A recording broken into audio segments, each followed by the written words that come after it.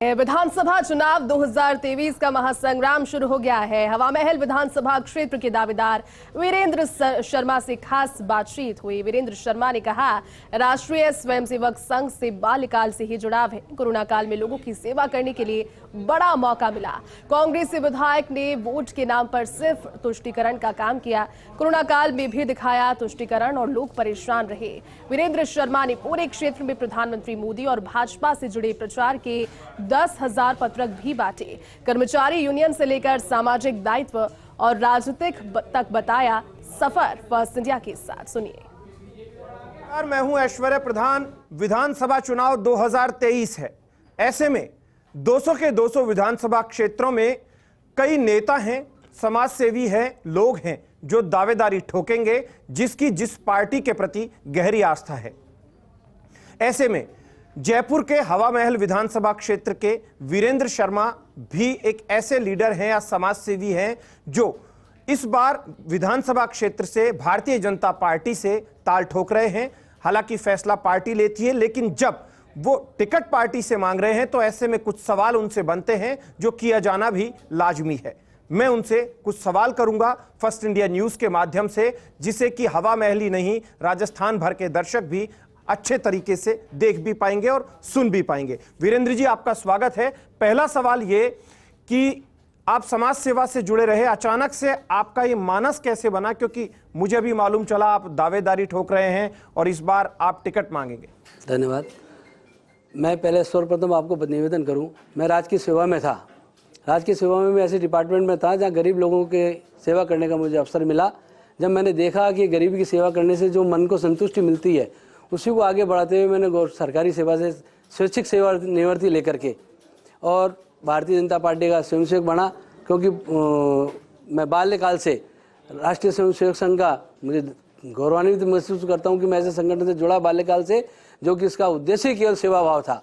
उसके बाद मैं 2011 से लेकर के 2013 तक हवा महल विधानसभा का अध्यक्ष रहा और मुझे उसके अंदर जब परिसीमन के बाद के अंदर मैं अध्यक्ष बना तो मुझे काम करने का बहुत अवसर मिला। 3 विधानसभाओं को जो तोड़ करके एक विधानसभा बनी थी, जिसमें कुछ हिस्सा किशनपोल का था, कुछ हिस्सा हवा महल का था और कुछ हिस्सा जयपुर ग्रामीण का था। उसके बाद मुझे काम करने का मौका मिला। मैंने कार्यकर्ताओं को तराशा और एक बहुत बड़ा संगठन करके आपको निवेदन करूं, 2013 के अंदर एक मातृ शक्ति सम्मेलन करा, जिसके अंदर 4,500 से 5,000 महिला है। एक मातृ शक्ति कार्यक्रम में मैंने करी। 8 साल बाद के अंदर हवा महल विधानसभा क्षेत्र के अंदर कार्यकर्ता सम्मेलन करने को मिला। आज उसका मुझे ये फायदा मिला कि पूरी विधानसभा क्षेत्र के अंदर मैं एक घर घर जा करके और कार्यकर्ताओं को निकाल पाया और जोड़ पाया मेरे साथ, और भारतीय जनता पार्टी की रीति नीति से उनको जोड़ पाया। तो आप विचार परिवार से जुड़े रहे थे, तो विचार परिवार से कब आप जुड़े? मैं विचार परिवार से बाल्यकाल से ही विचार परिवार से जुड़ा हुआ था। उसके बाद मैं राज की सेवा में चला गया। राज की सेवा के बाद के अंदर मैं भाजपा के अंदर कार्य करूँ।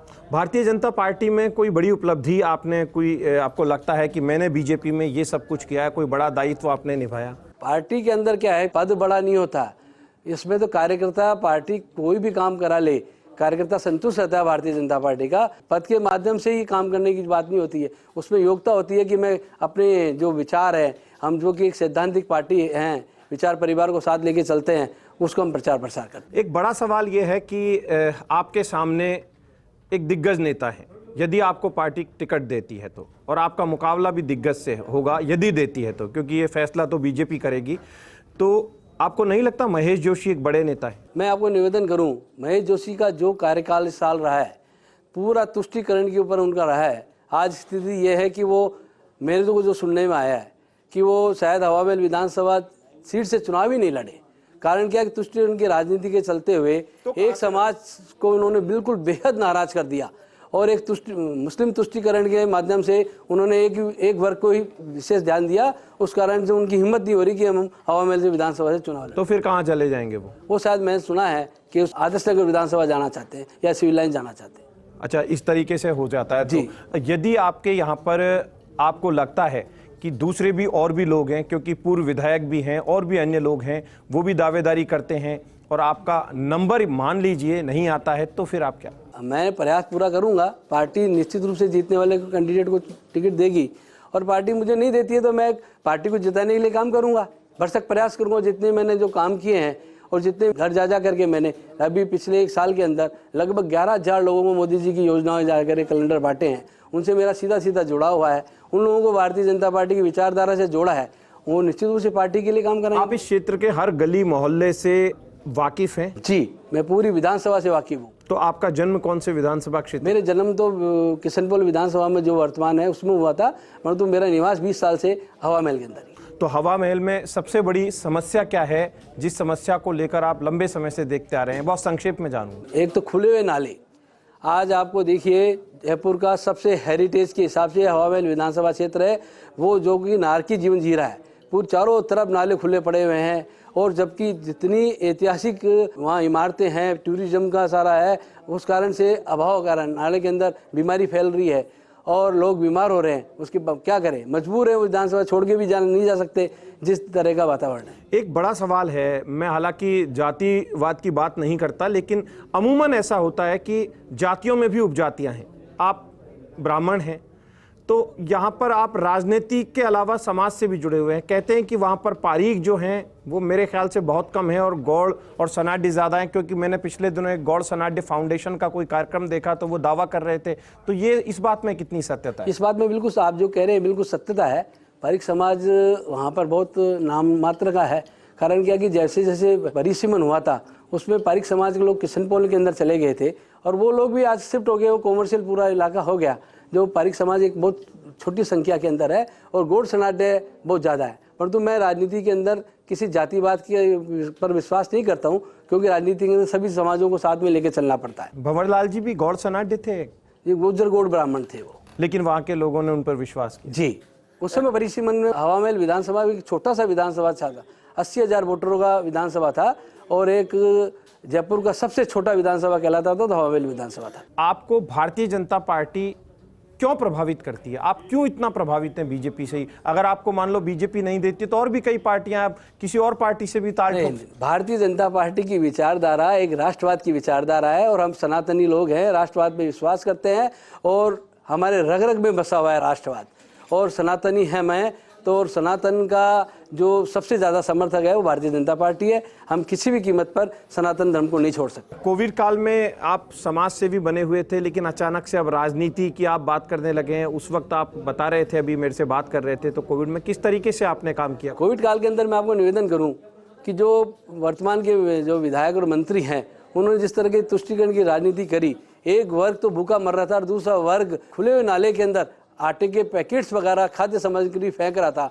उस समय हमारे सब लोगों ने, स्वयंसेवकों ने सोचा कि निश्चित रूप से अपने को मदद करनी चाहिए, एक समाज भूखा मर रहा है। हमने अपने स्तर पर और लोगों से भी अपनी सहायता लेकर के हमने खाना बनवाया, और उनको सूखे पैकेट्स भी, खाद्य सामग्री घर घर पहुंचाई, और हमने हमारे एक भी व्यक्ति को भूखा नहीं मरने दिया, और इस बात को हमारे शीर्ष नेतृत्व ने भी काफ़ी सराहा था। जब आप आरएसएस की शाखा में जाते होंगे या आरएसएस में जाते होंगे या विचार परिवार के कार्यक्रमों में जाते होंगे, वहाँ क्या सीखने को मिला? वहाँ अनुशासन, राष्ट्रवाद, सब सुखी रहे, ये सीखने को मिलता है। कोई ऐसे नेता, जब आप राजनीति में युवा होंगे, जब आप छात्र राजनीति में, आप बता रहे थे कि आप कर्मचारी एसोसिएशन के साथ जुड़े रहे थे, तो उस वक्त आपको कौन सा ऐसा लीडर था जो प्रभावित करता था? उस समय हमारे हवा महल के नेता थे आदरणीय भंवरलाल जी शर्मा साहब। उनकी कार्यशैली और उनकी सादगी मुझे निश्चित रूप से मेरे जीवन के अंदर प्रभावित कर रही है। यदि उनके परिवार में किसी को दे दिया जाता है तो?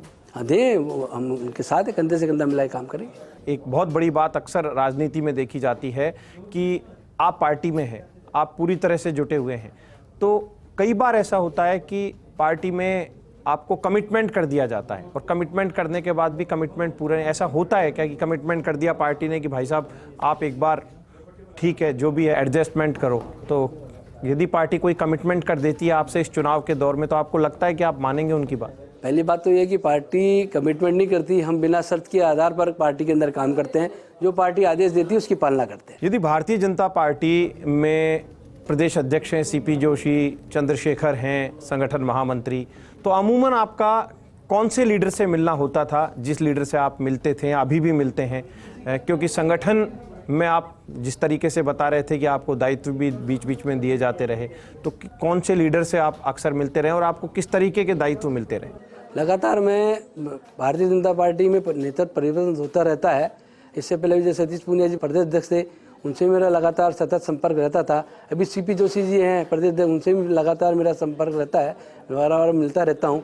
आदरणीय संगठन महामंत्री जी, उनसे भी मेरा मिलना रहता है। अरुण सिंह जी आपके क्षेत्र में आए थे, तो अरुण सिंह जी से कोई बात हुई आपकी या आपके कार्यकर्ताओं ने कोई बात की? हमारे विधानसभा क्षेत्र में अरुण सिंह जी ने कार्यक्रम रखा था सदस्यता अभियान का, मैं उनके साथ था कार्यक्रम में, घर घर जाकर के हमने भारतीय जनता पार्टी की सदस्यता ग्रहण करवाई। आपको विश्वास है कि कई बार 2-3 नाम जाते हैं, उनमें आपका फर्स्ट सेकंड में आ जाएगा इस बार? मैं तो उम्मीद करता हूँ, जिस हिसाब से मैंने काम किया है कि पिछली बार अभी 1 साल के अंदर लगातार मैं 11,000 घरों के अंदर व्यक्तिगत रूप से मोदी जी की योजनाएं लेकर के घर घर पहुंचा हूं और लोगों से उनकी बात सुनी है, उनकी समस्याओं का समाधान कराने का यथासंभव प्रयास किया है और कोविड काल के अंदर जो सेवा करी है उससे मेरा सीधा जुड़ाव है। आपको नहीं लगता कि आप के जो समर्थक हैं वो बड़ी संख्या में आपके साथ जुट गए होंगे इतने दिन में, और समर्थकों का दिल रखने के लिए आपको चुनाव तो लड़ना ही पड़ेगा, चाहे पार्टी दे या ना दे? ऐसा नहीं है। अभी आपको बता दूं समर्थकों की बात, मेरा 10 जुलाई को बर्थडे था, उसके अंदर अमूमन 10 से 11,000 लोग कार्यकर्ताओं का मुझे आशीर्वाद मिला।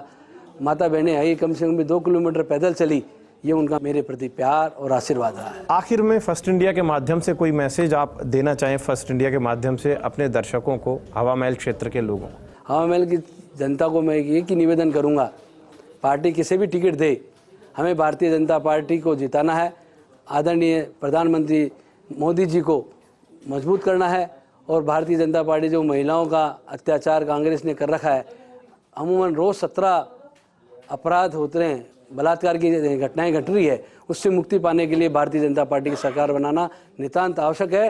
पार्टी किसी भी टिकट दे, हमें हवा महल के अंदर कमल खिलाना है। तो वीरेंद्र शर्मा जी से हमने बातचीत की, हम फिर से किसी और शख्स के साथ बातचीत करेंगे, क्योंकि चुनाव में अमूमन ये सिलसिला होता है कि आप नेताओं से भी बातचीत करते हैं, समाज सेवियों से भी बातचीत करते हैं, फिर किसी दूसरी शख्सियत के साथ हम आपसे रूबरू होंगे। नमस्कार।